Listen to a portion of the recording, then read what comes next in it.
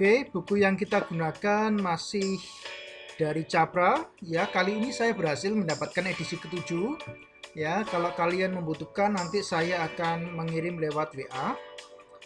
Di pertemuan hari ini kita akan menggunakan informasi dasar dari bab 1 dan bab 2, walaupun nanti ada beberapa hal yang saya tambahkan. Nah, pemodelan matematika ini bisa dapat didekati oleh banyak hal ya, dari beberapa arah. Yang pertama sudah kita bahas tadi, yaitu berdasarkan pengetahuan engineering atau pengetahuan alam seperti kimia, fisika, dan sebagainya. Pendekatan yang kedua adalah berdasarkan model empiris. Model empiris ini adalah model yang dikumpulkan dari data lapangan, ya, sensor temperatur, pressure, dan sebagainya. Kita kumpulkan, kita data, big data, kemudian kita mencari hubungan antar komponen, ya, itu yang bisa kita cari. Bisa juga yang kita bisa dekati dengan neural network model, ya, untuk mencari hubungan antar variabel. Nah, pendekatan-pendekatan ini dapat bekerja secara terpisah, dapat juga kita gunakan. Misalnya hasil model empiris, ya, ini kita masukkan ke model engineering untuk melengkapi data yang kurang misalnya.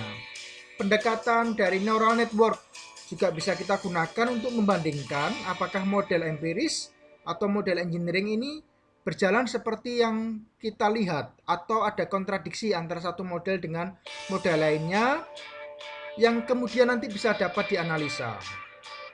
Ya. Dan nanti tolong jangan khawatir kalau ada perbedaan antara satu model dengan model lainnya. Kenapa? Karena satu model dengan model lainnya itu memerlukan atau membuat asumsi sendiri. Membuat asumsi sendiri, membuat batasan masalah sendiri, membuat pendekatan sendiri. Di dalam dunia sains ini tidak masalah selama kita bisa mempertanggungjawabkan penggunaan asumsi tersebut. Misalnya kalau asumsi yang saya gunakan adalah berdasarkan tulisan seseorang yang sangat ahli di bidangnya, maka bisa kita gunakan. Tapi kalau asumsi ini hanya pemikiran saya yang belum S1 pun belum lulus, maka tidak dapat dipertanggungjawabkan, ya. Jadi jangan khawatir, kadang satu model memberikan hasil dengan model lainnya.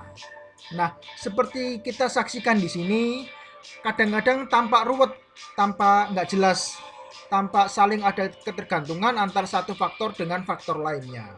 Tetapi ini adalah hal yang normal, ya. Makanya kita memerlukan pendekatan matematika yang diselesaikan dengan numerical method atau programming, karena sangat kompleks dan sangat sulit untuk diselesaikan dengan pendekatan manual, ya. Nah, ini adalah kasus sederhana problem definition kita. Kemudian ini adalah, ya, mathematical model kita, problem solving tools, komputer, statistik, grafik, ya. Kemudian model empirik mungkin bisa kita masukkan, ya. Kemudian interface-nya apa, interkoneksi antar komponen apa, apakah ada ketergantungan dan sebagainya, ya. Kasus sederhana misalnya di sini dependent variable, ya, yang merupakan refleksi behavior atau kondisi dari sistem. Kemudian independent variable, misalnya dimensi, waktu, dan ruang. Kemudian parameter yang biasanya angkanya konstan atau bisa juga angkanya berubah mengikuti persamaan matematika. Tolong dilihat lagi, tolong dicek lagi, sekali lagi silakan gunakan model yang Anda pilih asal Anda bisa mempertanggungjawabkan. Salah satu pertanggungjawaban adalah dari mana persamaan ini didapat. Misalnya kita menggunakan persamaan empiris. Persamaan empiris ini dikeluarkan oleh siapa? Tahun publikasinya tahun berapa? Walaupun dikeluarkan oleh seorang yang ahli, tapi kalau tahun publikasinya 76, model empiris ini cenderung berubah. Jadi lebih baik kita gunakan juga model empiris keluaran terbaru. Kalau model fisika ini biasanya relatif tidak berubah banyak. Relatif ya, walaupun masih ada kemungkinan berubah. Misalnya teori gravitasi ditemukan oleh Einstein, ditemukan oleh Newton, tapi masih berlaku hingga saat ini, ya. Nah, ini contoh di dunia chemical engineering, civil engineering, struktur, reaktor, konservasi, dan sebagainya. Begitu banyak persamaan, bisa satu dimensi, bisa dua dimensi. Masing-masing pendekatan ada plus minusnya. Karena kalau dua dimensi, misalnya dalam heat transfer, modelnya akan lebih kompleks, tapi angkanya lebih bagus. Sebaliknya, kalau model yang kita gunakan adalah satu dimensi, mungkin ada error yang lebih besar daripada realitas, tapi penyelesaiannya bisa mudah. Nah, kasus-kasus ini juga harus disampaikan, batasan masalah kita apa, asumsi kita apa, kemudian model yang kita gunakan bagaimana, ya.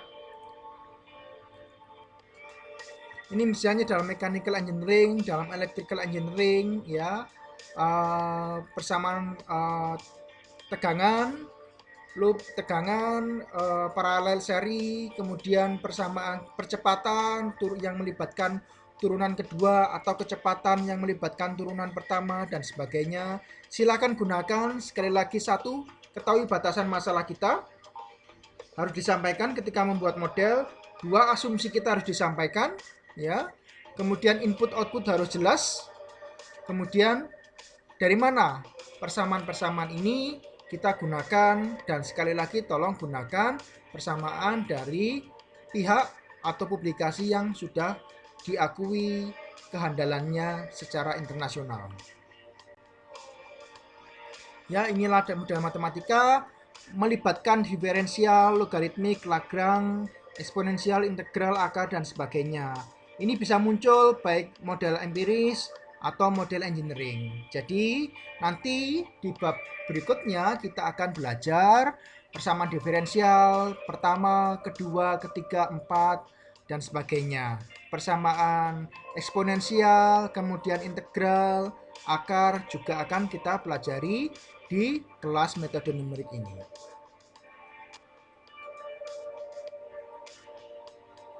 Ya, kalau kita melibatkan banyak variabel, kadang-kadang pendekatan ini sulit untuk didekati dengan penyelesaian matematika biasa, sehingga kita memerlukan pendekatan numerik yang kompleks, tetapi nanti penyelesaiannya dibantu melalui pemrograman komputer. Jadi tidak akan ada masalah.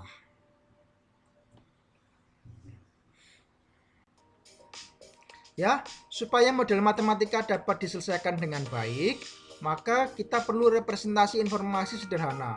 Konstantanya apa? Variabelnya apa? Tipe deklarasinya apa?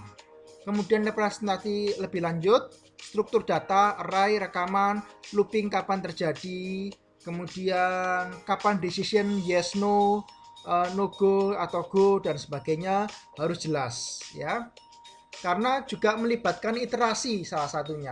Iterasi maksudnya tidak bisa segaris langsung diselesaikan dari atas ke bawah, tapi harus dilakukan looping sampai mencapai error yang minimal yang sudah kita tentukan sebelumnya. Ya, harus ada input, output, sekali lagi asumsi batasan yang digunakan apa, pendekatan seperti apa, representasi logika, apakah looping, seleksi, if, else, atau case, ya, atau loop, atau do until, do while, semuanya kita sudah pelajari di basic pemrograman. Nah, ini simbol yang tidak asing bagi kita, ya. Kita sudah bahas simbol-simbol ini di kelas basic pemrograman, ya. Kapan simbol decision digunakan, kapan junction digunakan. Karena simbol-simbol ini sudah dikenal luas secara internasional, maka simbol-simbol ini jangan dipertukarkan. Misalnya kalau kita ingin lakukan decision, kemudian kita pakai simbol ini. Atau kita sedang melakukan processing kalkulasi, kita pakai simbol lingkaran. Nggak boleh, ya. Jadi ini harus tetap digunakan secara luas dan tidak dipertukarkan.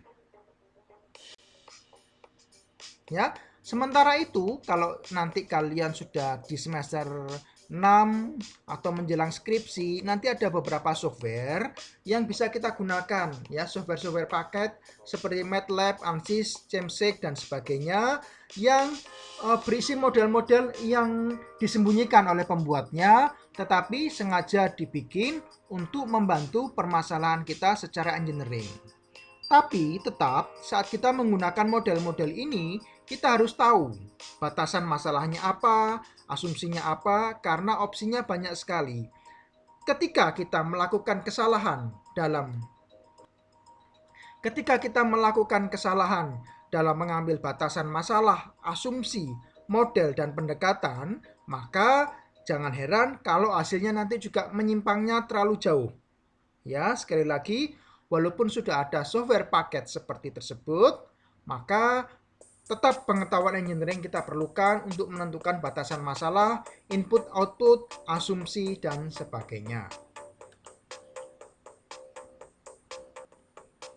Oke, terima kasih. Sampai jumpa di pertemuan berikutnya. Semoga pendekatan yang kita gunakan dapat menarik, karena sebenarnya bagi orang mechanical engineering, analisa numerik ini tidak rumit dan tidak kita buat rumit, karena ini adalah dasar untuk kelas berikutnya seperti CFD atau finite element atau ANSYS. Terima kasih, sampai jumpa.